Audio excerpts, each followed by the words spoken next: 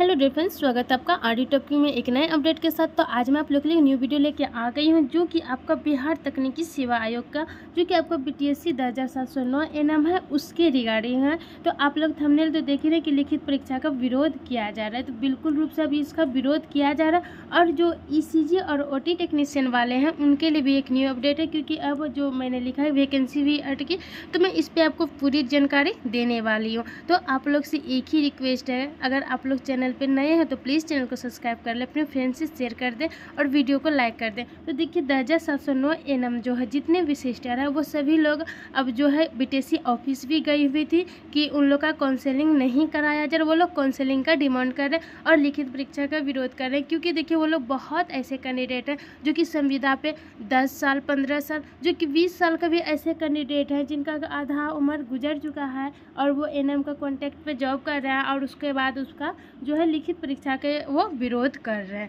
तो चलिए मैं आपको नोटिस के द्वारा समझाती हूँ कि उसमें क्या कहा गया है, तो सारे बात को समझते हैं। तो आप देख सकते हैं ये एएनएम बहाली की लिखित परीक्षा का क्या विरोध, तो बिल्कुल ही आप इस चीज़ को पूरा सुन लीजिएगा।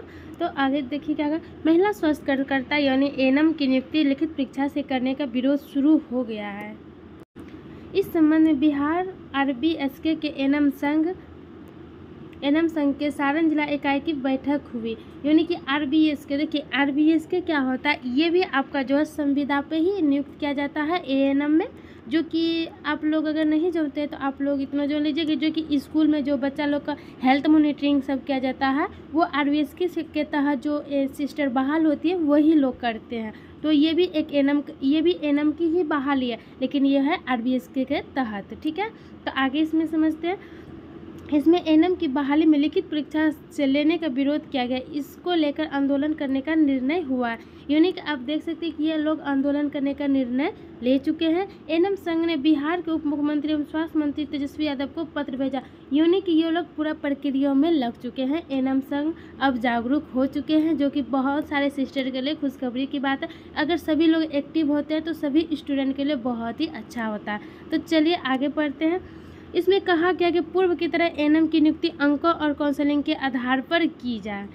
एएनएम संघ का कहना है कि चिकित्सकों की नियुक्ति अंक एवं काउंसलिंग के आधार पर की जा रही है। एएनएम की लिखित परीक्षा लेने का क्या तर्क है? संघ की अध्यक्ष रेणु कुमारी ने बताया कि बिहार तकनीकी सेवा आयोग ने 2022 में जो विज्ञापन निकाला था उसमें अंक काउंसलिंग के आधार पर नियुक्ति की बात कही गई थी।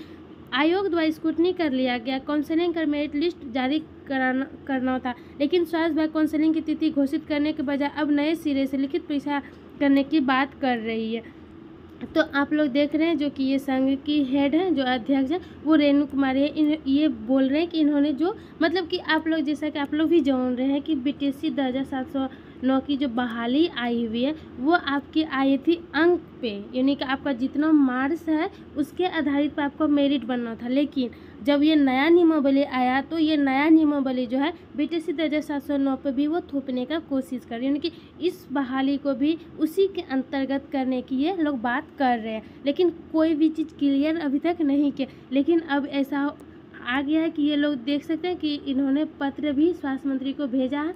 इस पर देखते हैं कि उस पर स्वास्थ्य जो मंत्री हैं या फिर उप मुख्यमंत्री, यानी कि इन्होंने तेजस्वी यादव को जो पत्र भेजा है, तो अब देखते हैं उस पर वो क्या रिस्पॉन्स करते हैं, उसके आधार पे ही आगे कोई कार्य होगा। यानी कि अगर उस पर स्वास्थ्य मंत्री कुछ अगर उस पर वो संतोषजनक कुछ जवाब देते हैं तो स्टूडेंट लोग हो सकता है कि जो हड़ताल है वो नहीं करे। लेकिन अगर वो मनमाने ढंग से इस पर कोई तरह के एक्शन नहीं लेते हैं तो स्टूडेंट लोग जो है मैदान में उतरने के लिए अब तैयार है, क्योंकि अब बहुत लेट हो चुका है। इस पर कोई भी नहीं कर, यानी इसका लग रहा है जैसे कि कोई इच्छा ही नहीं हो कि इस बहाली को क्लियर किया जाए, बस ऐसे ही टाइम पास किया जा रहा है। तो चलिए ये तो आपका एएनएम का न्यूज़ था। अब मैं आपको ईसीजी और ओटी टेक्नीशियन के बारे में भी अपडेट बता देती हूँ। तो आप देख सकते हैं अटकी ईसीजी टेक्नीशियन और ओटी असिस्टेंट की बहाली। तो इसमें क्या प्रॉब्लम है ये समझ लेते हैं। डिग्री विवाद पे ईसीजी टेक्नीशियन, एक्सरे टेक्नीशियन और ओटी असिस्टेंट की बहाली अटक गई है। 4-5 महीनों पहले बिहार तकनीकी सेवा आयोग ने इन पदों पर नियुक्ति के लिए विज्ञापन निकाला था। काउंसलिंग के माध्यम से इन पदों पर नियुक्ति होनी है, लेकिन इन पदों पर नियुक्ति के लिए शैक्षणिक व तकनीकी योग्यता रखी गई है। उसका प्रमाण पत्र किन विश्वविद्यालयों या संस्थानों के द्वारा जारी होने पर मान्य होगा और किन विश्वविद्यालयों और संस्थानों द्वारा जारी होने पर मान्य नहीं होगा, अब तक ये क्लियर नहीं हुआ। यानी कि इन्होंने ये क्लियर अभी तक नहीं किया है कि कौन सा आपका विश्वविद्यालय जिससे अगर आपका डिग्री है तो आपका जो है मान्य है, अगर नहीं है तो मान्य नहीं होगा। इस चीज़ को क्लियर नहीं किया। इस संदर्भ में बीटीसी ने स्वास्थ्य विभाग से मंतव्य मांगा है और मान्यता प्राप्त संस्थान की सूची भी भेजने को कहा। आयोग के सचिव अरुणभ चंद्र वर्मा ने कहा है कि विभागीय मंतव्य प्राप्त होने के बाद ही काउंसिलिंग बुलाने के लिए मेगा सूची बनाने का काम शुरू होगा। यानी कि जब तक वो देंगे नहीं आपका यानी जो लिस्ट मांगा है तब तक इस पर कार्य नहीं होगा। तो आप देखिए आगे जब ये लिस्ट दे देते हैं कॉलेज का तो आप लोग का भी कार्य बहुत जल्द ही शुरू होगा। तो यही आप लोग को न्यूज़ दें। आई होप आपको ये जानकारी अच्छी लगे।